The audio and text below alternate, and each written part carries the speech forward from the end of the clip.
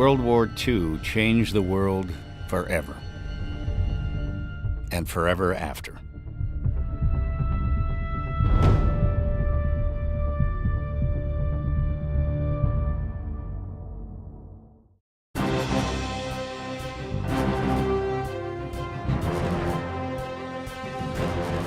The Fagen Fighters WWII Museum of Granite Falls, Minnesota was created as a tribute to the men and women of the greatest generation, whose incredible sacrifices during World War II won and preserved the freedoms we enjoy today.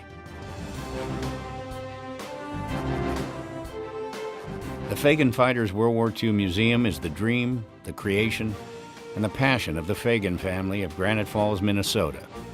Ron and Diane Fagen and their sons Aaron and Evan. We've taken on a mission to connect the latest generation with the greatest generation because these are events in our history that need to be remembered, and in our case, and in the case of young children, they need to be introduced to. And we feel they're very important and need to be preserved, and that's what we're trying to do. The mission is to preserve the memory of the heroes of World War II, promote patriotism in today's Americans, and inspire tomorrow's leaders to study and apply history's lessons.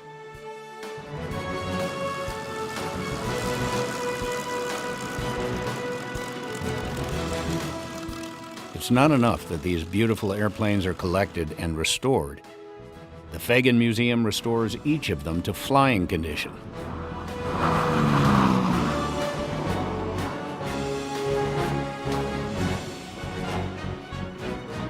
I think with everything at the museum, having stuff operational is important because people get to see them, how they were used, and get to hear them start up, and it gives people a better perspective of what these machines were capable of and what they look like in the air.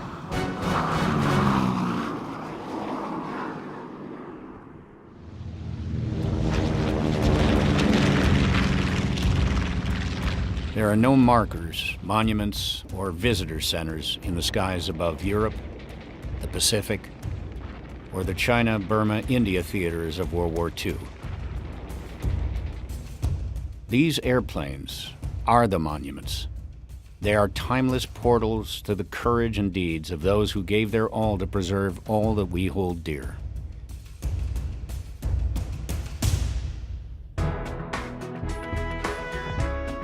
When the museum's airplanes are not flying, they are displayed in 3 hangars: the trainer hangar, the fighter hangar, and the bomber hangar.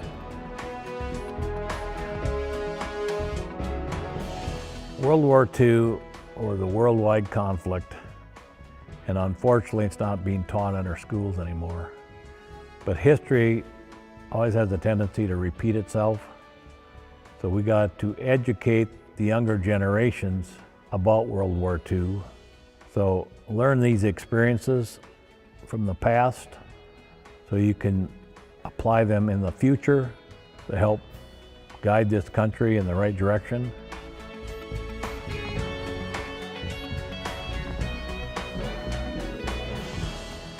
I know the buildings are built to last 250 years. The stories that are contained within these buildings will last just as long. We're connecting some of the battles. The only thing we can connect them with are the ground machines, which many people have a connection to rather than the aircraft.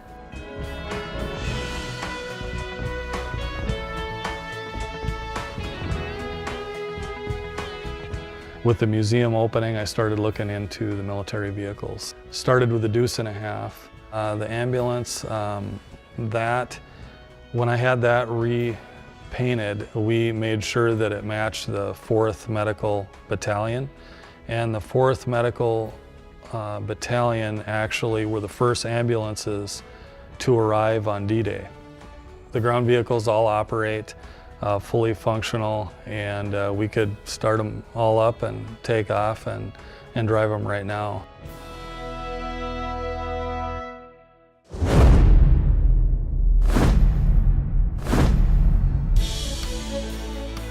The Fagen Fighters WWII Museum doesn't just tell the story of what happened.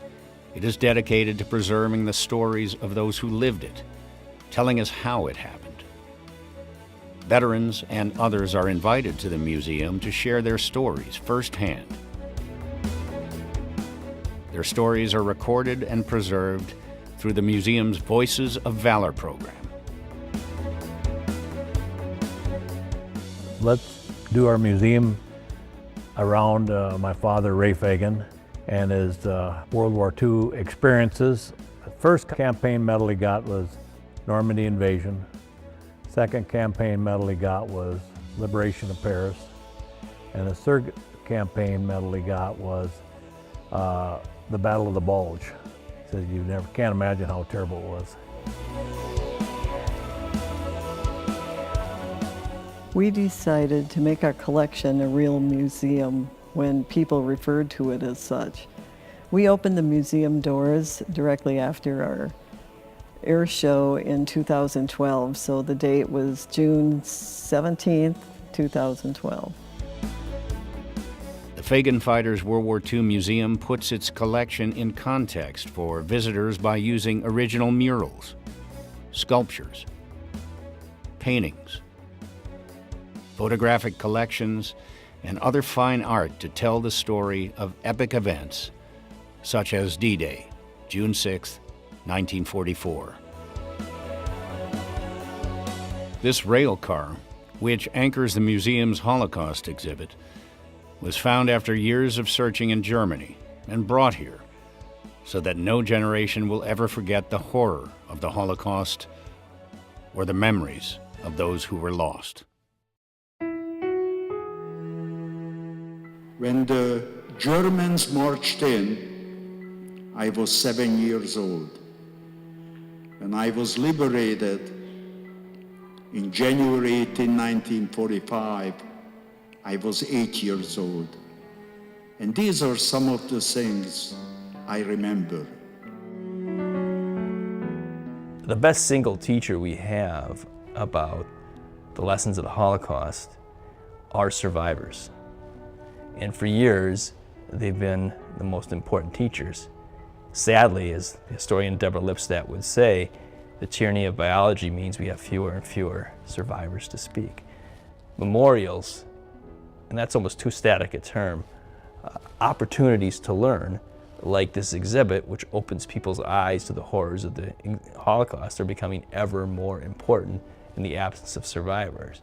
So what the Fagens have done here with their exhibit is to create a wonderful, remarkable learning opportunity for people of southwestern Minnesota, entire state, upper Midwest, and I know people coming from all over the world in learning about the Holocaust through this specific lens.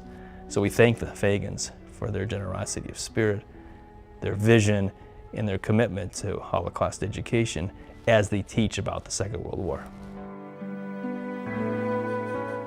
We're very happy to call the JCRC friends. They have visited the museum a number of times. Were very helpful in our Holocaust exhibit when we were building that at Split Rock Studios. And we are thrilled to be the recipient of their yearly award.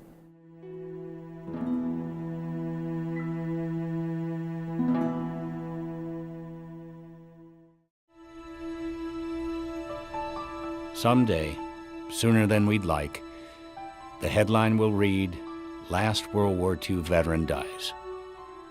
When that day comes, how will we connect the greatest generation with the latest generation?